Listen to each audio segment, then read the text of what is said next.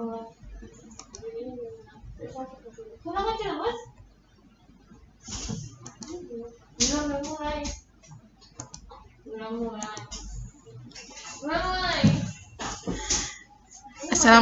warahmatullahi wabarakatuh. Selamat pagi adik-adik. Bagaimana kabarnya? Semoga sehat selalu ya. Hari ini kita akan membahas tentang akuntansi keuangan konsolidasian. Entitas konsolidasi dan laporan keuangan konsolidasian. Jadi tahap pertama kali perusahaan melakukan kombinasi bisnis. Jadi sebuah perusahaan pasti selain tujuannya profit oriented, yaitu melakukan penggemukan. Kalau badannya gemuk tentunya nggak enak sekali ya. Tapi kalau misalkan perusahaannya yang semakin gendut, jangkauan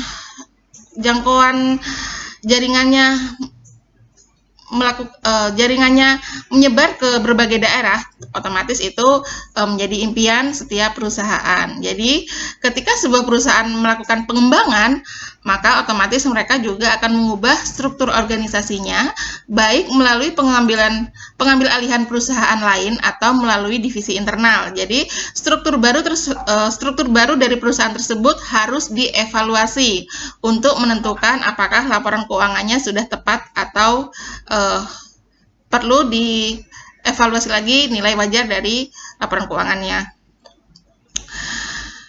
Untuk kombinasi bisnis sendiri di sini ada 3. Yang pertama yaitu merger, kedua konsolidasi, dan ketiga akuisisi saham. Jadi yang dimaksud dengan merger di sini adalah kombinasi bisnis di mana hanya ada satu perusahaan yang bertahan dari berbagai perusahaan yang bergabung. Jadi perusahaan lainnya itu dibubarkan. Sedangkan untuk aset dan liabilitas perusahaan diambil alih, ditransfer ke perusahaan yang mengambil alih. Jadi perusahaan yang diambil alih tersebut dibubarkan atau dilikuidasi. Bahasanya kita mungkin disebut dengan gulung tikar atau bangkrut gitu ya. Jadi kalau misalkan kita menggunakan istilah bangkrut, pasti lebih paham kita. Jadi bukan hanya sekedar kayak apa sih dilikuidasi itu, yaitu bangkrut itu dah.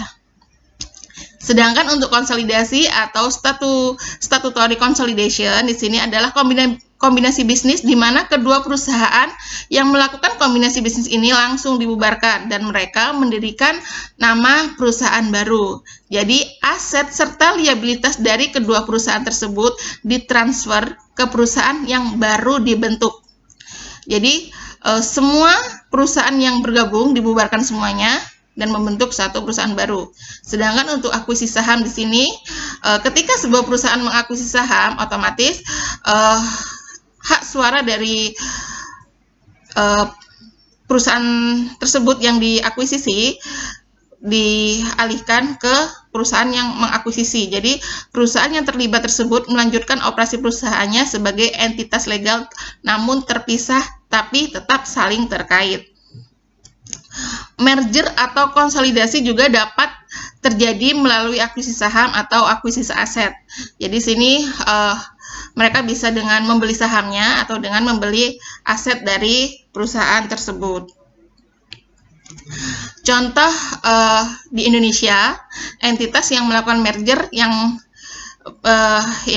terakhir kali ini yaitu CIMB Niaga. Jadi dulu adalah 2 bank yang berbeda, yang satunya adalah Bank Niaga yang kepemilikan saham mayoritasnya dimiliki oleh CIMB Group dan bank lainnya adalah disebut dengan Bank Lipo.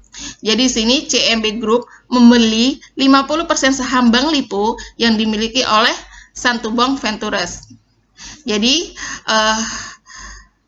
Bank Niaga membentuk satu perusahaan baru, sekarang kita kenal sebagai Bank CIMB Niaga.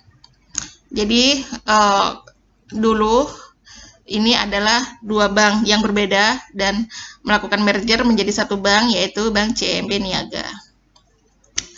Untuk entitas konsolidasi yang ada di Indonesia yang sangat dekat dengan kita, tentunya adik-adik sudah tahu semua ya, PT Media Nusantara Citra yang dimiliki oleh Bapak Hari Sudibjo. Ya, Bapak Haritanu Sudibjo. Jadi yang suka nonton TV pasti tahu nih, RCTI, MNC TV, GTV. Nah, ini adalah TV-TV milik PT Media Nusantara Citra. Jadi perusahaan-perusahaan itu adalah perusahaan, jadi RCTI, MNC TV, GTV, Trijaya Radio atau Koransindo ini adalah perusahaan-perusahaan yang berafiliasi atau berelasi karena mereka berada di bawah satu kendali perusahaan yang sama, yaitu PT Media Nusantara Citra. Jadi dua perusahaan berelasi atau berafiliasi ketika suatu perusahaan menghadirkan perusahaan lain atau kedua perusahaan di bawah pengendali yang sama, yaitu dalam kasus ini contohnya adalah PT MNC Group. Ya. Atau kalau yang suka Antv itu ada Antv, TV One yang dimiliki oleh perusahaan Bakri, ya. Untuk laporan keuangan konsolidasi yang di sini diatur di PSAK 22. Jadi PSAK 22 sini mengatur tentang kombinasi bisnis, menjelaskan bagaimana prosedur akuntansi yang saat ini diterapkan untuk transaksi kombinasi bisnis di Indonesia. Sedangkan untuk induk perusahaan yang harus menyiapkan laporan keuangan konsolidasian diatur di PSAK 65 revisi tahun 2013.